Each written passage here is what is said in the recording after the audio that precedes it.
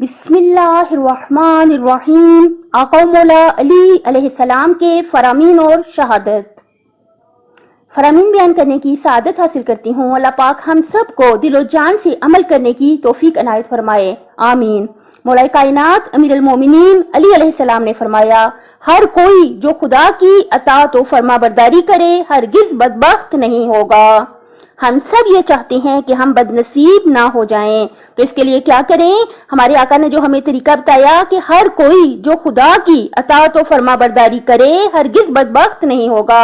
انشاءاللہ ہم بھی دل و جان سے اللہ تعالیٰ کی اطاعت و فرما برداری کریں گے تاکہ ہم بد نصیب نہ ہوں۔ اکثر لوگ یہ سمجھتے ہیں کہ نماز روزہ پورا کر کے ان کی اور کوئی شرعی ذمہ داری نہیں ہے، دوسروں کو جی بھر کے تکلیف اور اذیت دیتے ہیں، بد اخلاقی کی انتہائی پستیوں میں گرے ہوئے ہیں۔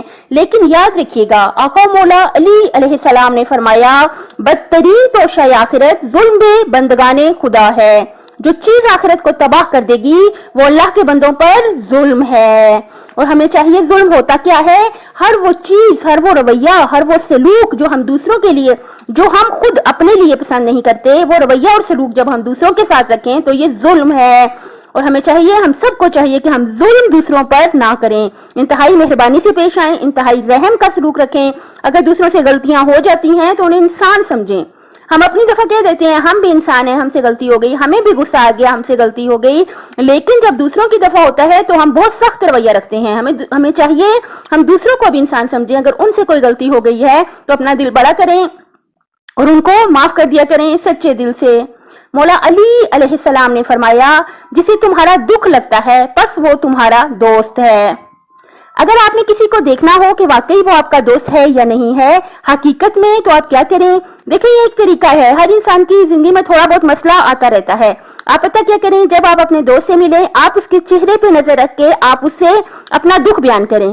آپ کو فوراً اس کے چہرے کی جو اس کا ری ایکشن ہوگا اس سے آپ کو پتا چل جائے گا کہ اس کو آپ کا دکھ لگا ہے یا نہیں۔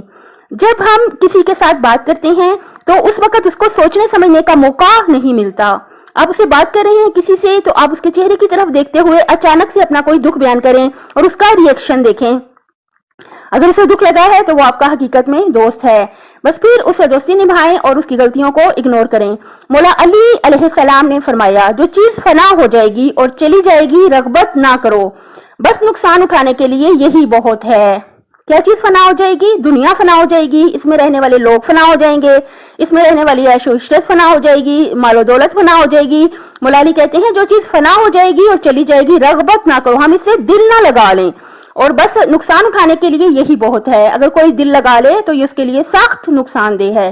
اور ہمیشہ ہمیں چاہیے ہم دعا کریں۔ کیا دعا کریں؟ جو سید الساجدین امام زین العابدین علیہ السلام نے دعائے ابو حمزہ سمالی میں ہمیں کر کے بتائی۔ امام زین العابدین کیا فرماتے ہیں؟ دعائے ابو حمزہ سمالی کا جملہ ہے، سیدی اخرج حب الدنیا من قلبی، میرے آقا میرے دل سے دنیا کی محبت کو نکال دے۔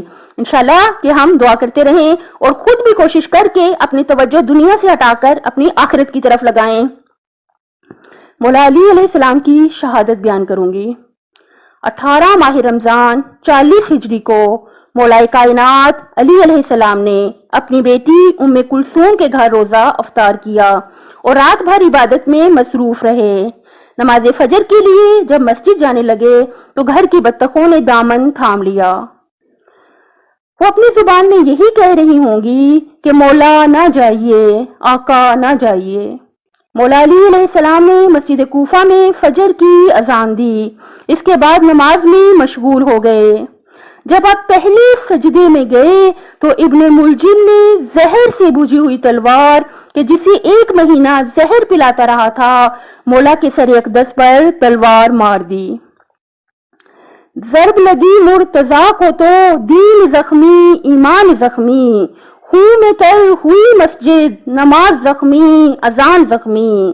علی کے قاتل خدا کے دشمن، تو نے حیدر پروار کر کے رلا کے آیتوں کو اس جہاں میں کیا ہے پہلا قرآن زخمی۔